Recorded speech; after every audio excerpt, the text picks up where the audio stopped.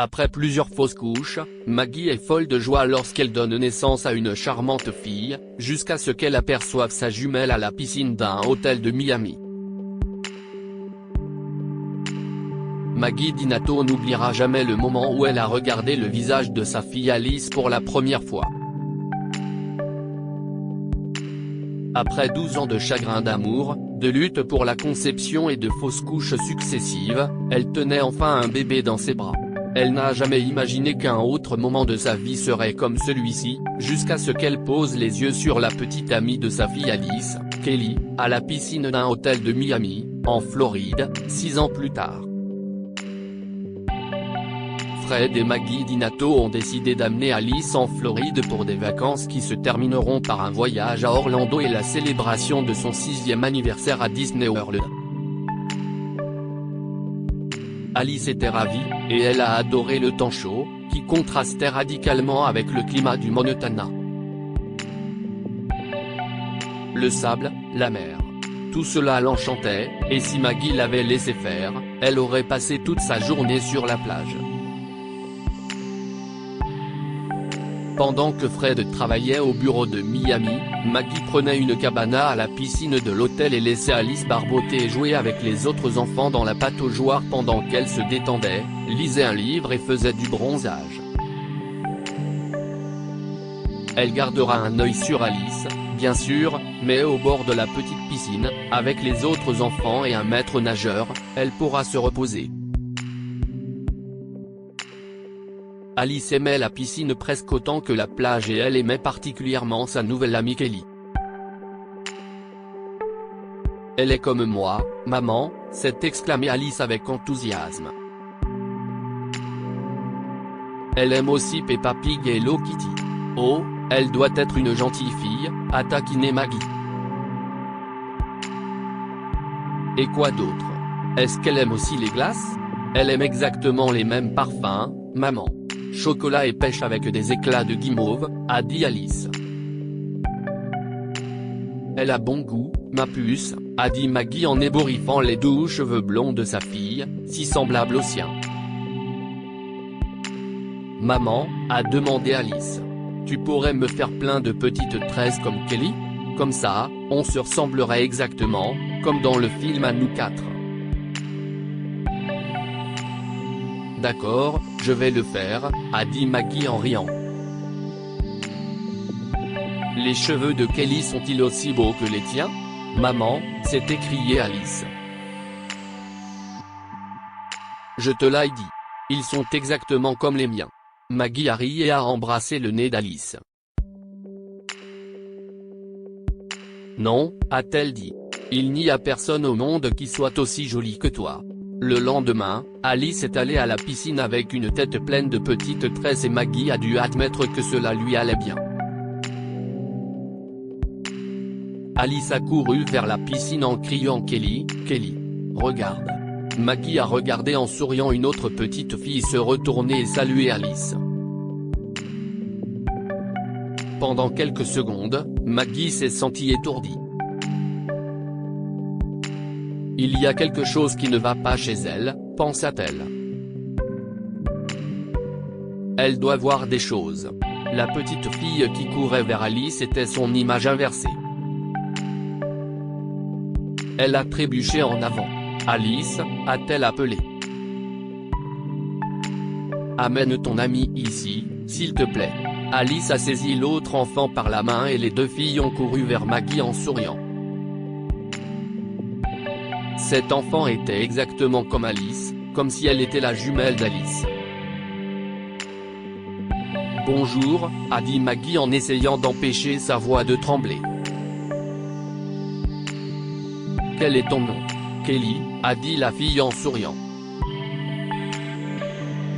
Il y avait une profonde fossette sur sa joue gauche et une petite constellation de taches de rousseur sur son nez. Les yeux d'un bleu profond, la façon dont elle inclinait la tête.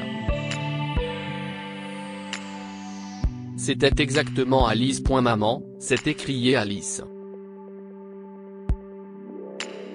On peut inviter Kelly à mon anniversaire à Orlando? Elle s'est tournée vers sa petite amie et lui a expliqué, si est le 23 juin. J'aurai 6 ans. La bouche de Kelly est restée ouverte, le mien aussi. Si est mon anniversaire.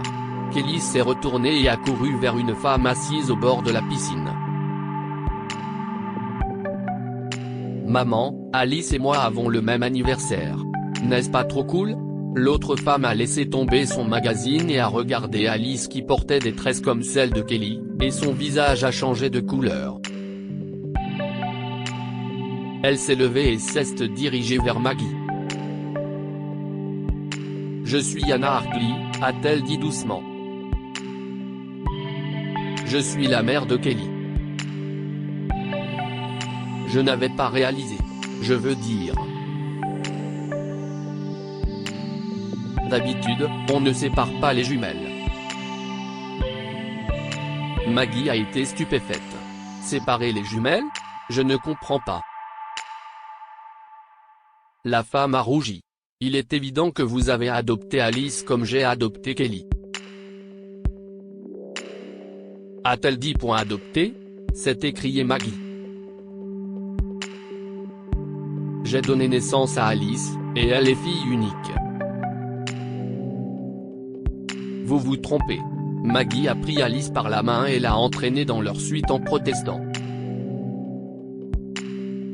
Lorsque Fred est arrivé du bureau plus tard dans l'après-midi, Maggie lui a tout raconté. Peux-tu croire au culot de cette femme? Dire qu'Alice a été adoptée devant elle? S'est-elle écriée en colère. Je veux que tu la poursuives en justice. Mais Fred était d'une pâleur mortelle et il s'est assis sur le canapé comme si quelqu'un lui avait coupé les jambes au niveau du genou. Oh mon Dieu, s'est-il exclamé. Elle a survécu? Elle a survécu? A demandé Maggie. De quoi tu parles? Maggie, oh Maggie. Fred a chuchoté et a enfoui son visage dans ses mains. Je n'ai jamais pensé. Quand tu étais enceinte de 8 mois. Tu te souviens qu'il craignait qu'Alice ait un souffle au cœur? Mais il n'y avait pas de souffle, s'est écrié Maggie. Le médecin a fait un scanner en 3 dimensions et elle allait bien. Il y avait un autre bébé, a dit Fred. Elle était si petite. Moins de la moitié de la taille d'Alice, et tu te souviens comme elle était petite. Il y avait un problème.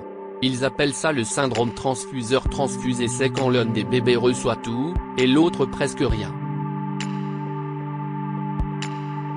S'il l'avait détecté plus tôt. Mais à la fin de la grossesse. Ils ont dit que les chances de survie du second bébé étaient inférieures à 10%. Ils ont dit qu'elle aurait probablement de graves déficits physiques et cognitifs. Je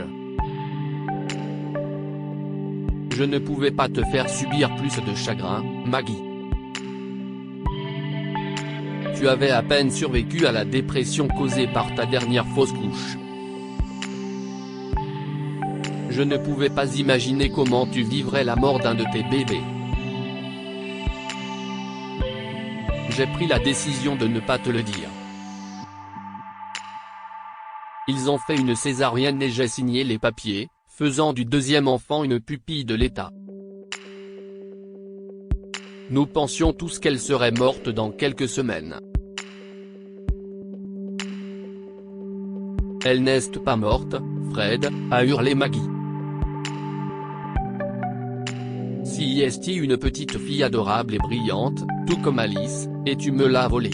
Fred a mis beaucoup de temps à calmer Maggie. Il était dévasté d'apprendre que sa décision avait séparé ses filles. Il n'y avait aucun moyen d'arranger les choses maintenant. Les parents de Kelly l'avaient adoptée alors que tout le monde, y compris les médecins, pensait qu'elle était à la porte de la mort. Il l'avait élevée et s'était occupé d'elle. Maggie et Fred ne pourraient jamais enlever Kelly à sa famille, mais comment pourraient-ils séparer leur fille? Le lendemain après-midi, Maggie et Fred ont rencontré les parents de Kelly, Dan et Yana, pour discuter du problème. Pourquoi ne pas se rapprocher? A demandé Yana. Nous vivons au Texas, vous vivez dans le Montana. Si les deux familles déménageaient et achetaient des maisons à côté l'une de l'autre, nos filles pourraient être ensemble. C'était la solution idéale.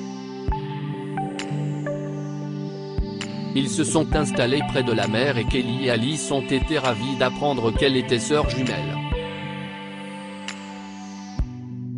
Les deux familles sont devenues très proches et Maggie a finalement pardonné à Fred d'avoir pris une décision aussi importante sans la consulter. Que pouvons-nous apprendre de cette histoire? Il ne faut jamais prendre de décision à la place de quelqu'un d'autre. Fred voulait épargner la douleur de Maggie et a donc pris une décision qui s'est avérée très mauvaise.